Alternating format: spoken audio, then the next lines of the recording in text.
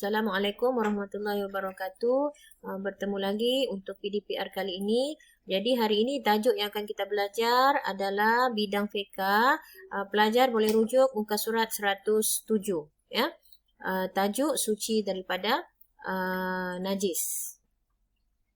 Okey, yang pertama kita tengok maksud najis. Ini sebenarnya kamu telah belajar di sekolah rendah lagi ya. Cuma ini kita ulang. Jadi untuk lebih menambahkan pengetahuan kamu lagi ya. Okey, ada 3 najis kan yang telah kamu pelajari dahulu. Sampai sekarang masihlah sama ya. Ada 3 kategori najis, 3 bahagian najis. Najis yang pertama, najis yang paling ringan, iaitu najis mukhaffafah ya.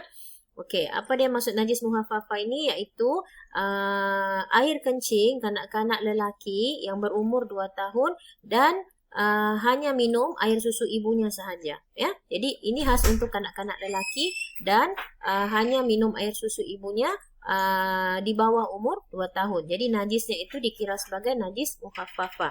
Baik, seterusnya najis yang kedua iaitu najis mutawassithah. Ya, najis mutawassithah adalah najis pertengahan ya. Apa contohnya? Darah, muntah, tanah, tahi ya, air tahi manusia kah, tahi binatang kah, najis ya. Air kencing ya, sama ada manusia atau binatang, dan bangkai ya. Ini semua terkategori masuk dalam najis mutawassithah ya, najis pertengahan. Okey, seterusnya najis yang paling berat iaitu najis mughallazah, iaitu anjing dan babi ya. Khinzir ni babi ya, atau kacukan kedua-duanya sekali serta segala yang ada kaitan dengannya seperti tahi, darah, kulit, daging, bulu dan selainnya. Maksudnya apa sahaja yang berada di lingkungan anjing dan babi itu adalah haram. Sama ada dicampurkah, contohnya dia dicampurkan masakan, dicampur perasa daging, perasa daging yang dimasak tu dengan campuran khinzir.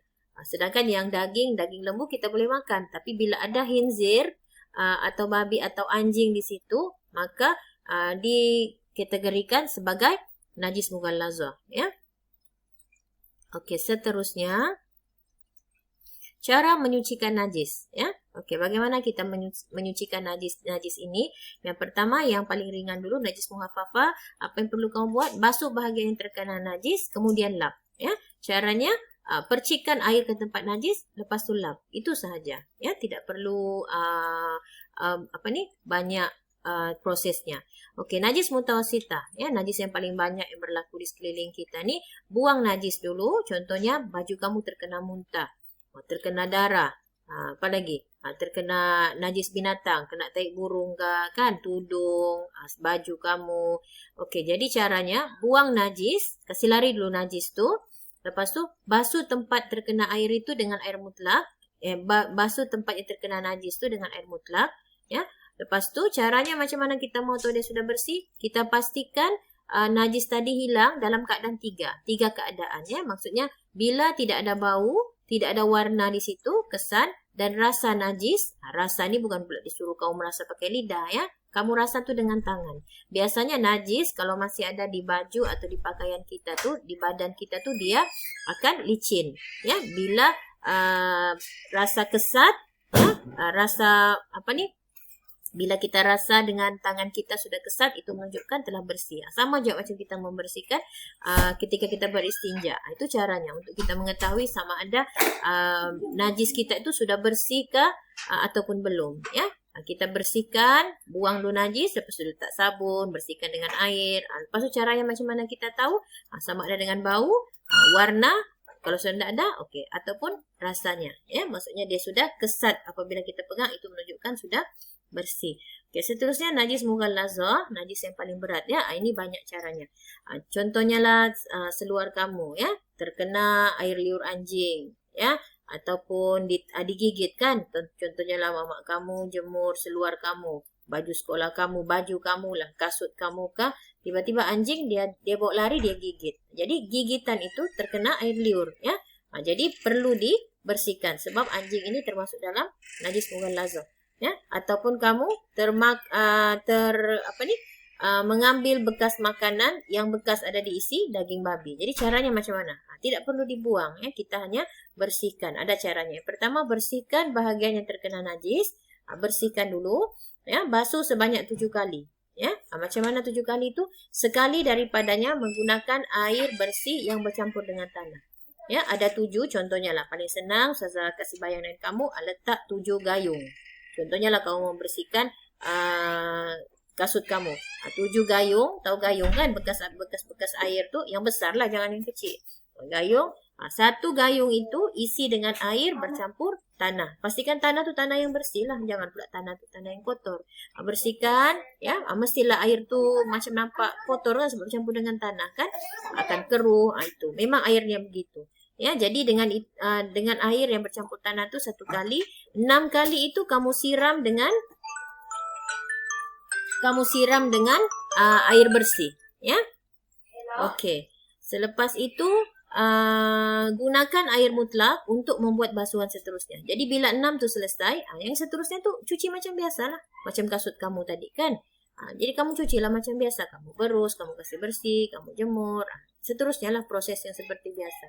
Gunakan air mutlak untuk membuat basuhan seterusnya sebanyak 6 kali sehingga warna, bau dan rasa najis tersebut hilang, ya. Itu syaratnya. Okey, jadi saya rasa telah jelaskan proses membersihkan. Okey, ini cara menyucikan kulit haiwan pula, ya. Contohnya kulit haiwan yang kita jadikan untuk pakaian kita, ada beg kulit. Mana tahu mak kamu pakai beg kulit dari buaya kah, dari apa lagi, dari ular kah, dari binatang harimau kah, kan, pakaian kah.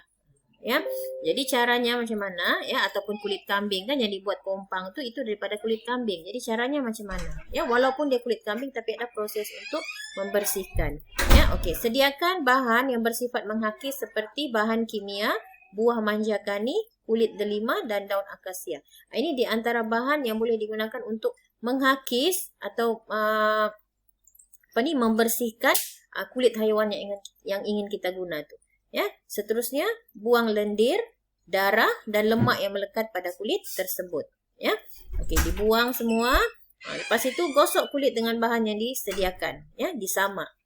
Disamak. Lepas tu bilas kulit dengan air mutlak, jemur hingga kering. Jadi ini adalah caranya. Gosok kulit dengan bahan yang disediakan, inilah ni. Ya, okey. Ini cara untuk kita menyamak. Ya, samak kulit binatang. Ya.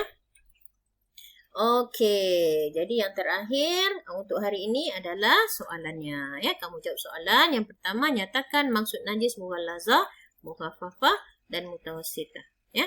Yang kedua, nyatakan cara menyucikan najis mughallazah. Yang ketiga, terangkan cara menyucikan kulit haiwan. Ya. Jadi kamu buat nota, ringkaskan saja notanya. Selepas itu kamu jawab. Okey, jadi soalannya ada 3. Ustazah mau kamu jawab soalan 1 dan soalan 1, 2 sahaja. Ya, yang 3 tu tak perlulah. Ya. Okey, jadi sekian dahulu. Kita kalau ada masalah yang tidak difahami boleh PM Ustazah. Jadi buat kerja, bila siap hantar, ya. Sekian, Assalamualaikum warahmatullahi wabarakatuh.